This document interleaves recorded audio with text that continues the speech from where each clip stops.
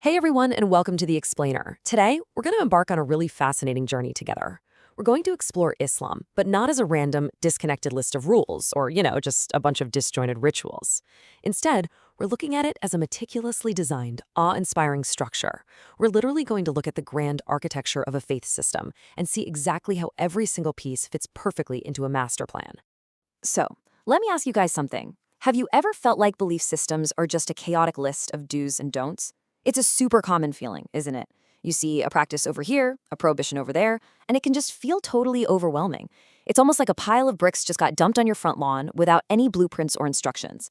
And if you've ever tried building a new habit or even a new mental framework, you know that without a proper structure, things fall apart pretty fast. But today, we're actually going to challenge that preconception. We're going to solve this puzzle by looking at the definitive blueprint that organizes all of those individual pieces into something truly magnificent. Okay, let's dive into this. We're going to explore Sheikh Abdullah Rahman al-Hajji's profound concept of Islam as a massive, cohesive building. Now, this isn't just some poetic metaphor. It's actually a highly structured framework derived directly from the core texts of the faith. We're going to see how this grand blueprint is built logically from the ground up, starting deep beneath the surface and rising all the way to a beautiful, unifying roof. It's just a brilliant way to grasp how the entire religion is engineered to hold together. All right, let's start with phase one, laying the 5 foundations. This is the unseen bedrock of commitment. Think about a massive skyscraper for a second. Before you can see it stretching into the clouds, massive unseen bedrock has to be poured deep into the earth, right? Well, everything else we're going to discuss today rests entirely upon this hidden layer. Here are the 5 internal foundations of that commitment. First up, submitting creation to God. That's acknowledging that the universe didn't just appear out of nowhere, but has a singular, purposeful creator. Second, submitting governance to God. This means recognizing him as the ultimate disposer of affairs, which actually brings a lot of inner peace because you trust who is ultimately in charge. Third, submitting the command to God. That's accepting that the creator of the universe is also the ultimate lawgiver. Fourth, submitting worship to God alone, directing all your devotions solely to him without any partners. And finally, fifth, submitting to follow the messengers, basically acknowledging that the creator actually sent guides to humanity. These 5 truths form an unshakable foundation. Without them, you literally can't build anything stable above ground. Now, what's really interesting about this slide is the clear contrast between what's hidden and what's seen. Over on the left, we've got the unseen bedrock, those internal beliefs and deeply personal commitments we just laid down in the dirt. But on the right, we have the visible columns. These are the tangible actions and physical practices that the rest of the world actually sees. Because, let's face it, a building isn't just a foundation underground. It has to rise up. So let's move forward and see how this builds into our next phase. Phase 2, raising the 5 pillars. These are your visible, load-bearing columns. So if the foundations are the hidden commitments of the heart, these pillars are the outward manifestations. They give the faith its physical shape and structural integrity in the real world.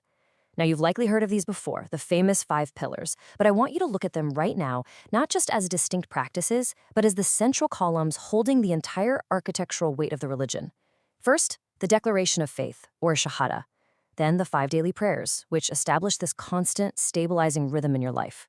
Third, the yearly charity, or zakat, a really vital economic pillar. Fourth, the month of fasting in Ramadan.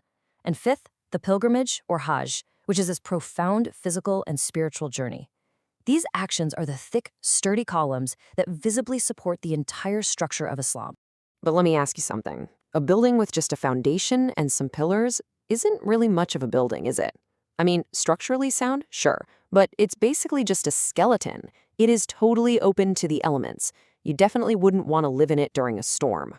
To provide true safety and real structural integrity, a skeleton needs to be enclosed. Which brings us to phase 3, walls and the unifying roof, sealing the protective enclosure. To protect the people inside from the harsh elements outside, we need walls. And the very first building material for these walls is al-bir, which translates to righteousness. Think of this as the actual bricks of active goodness. It represents the active fulfillment of God's commands.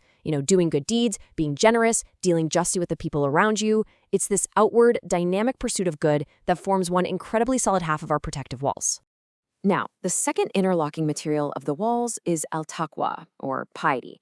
If al-bir is the active pursuit of good, al-taqwa is the conscious restraint and avoidance of what's forbidding. It's the protective layer. Think of it as the insulation that keeps out harm and corruption. When you combine the active good of al-Bir with the conscious restraint of al-Taqwa, you get these impenetrable walls that secure the structure perfectly. And covering the whole shebang is the ultimate unifying roof, Islam Wajlillah. This means submitting the face, or essentially your entire self, to God. I want you to imagine a massive, glorious dome that arcs all the way over the walls and the pillars, completely enclosing the space. This complete submission is the highest point of the building. It covers everything underneath it, shielding it, and bringing the entire architectural masterpiece together as one unified, safe sanctuary. Next up, Phase 4, Inner Soul and Outer Defenses. Animating the static shell.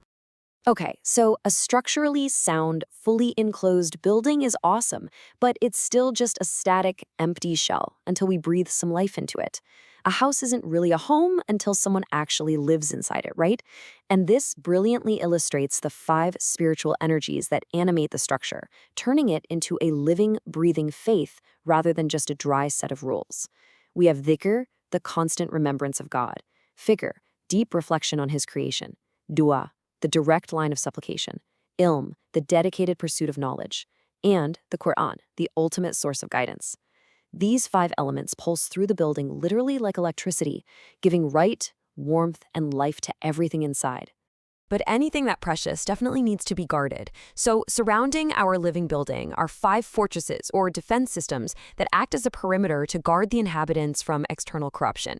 These are Jama'ah, which means sticking firmly with the community; Samian Ta'ah, hearing and obeying righteous guidance; Hijra, which is migrating or actively distancing yourself from harm and bad influences; and Jihad, the continuous, active striving for what is right. These defenses ensure that the beautiful structure we've just built remains safe and totally uncompromised. Finally, we hit Phase 5, the finishing adornments, the true beauty of the architecture. A truly great building isn't just functional, structurally sound, and fortified, it has to be visually stunning, too. It needs that final touch of beauty that makes people literally stop in their tracks and marvel at it.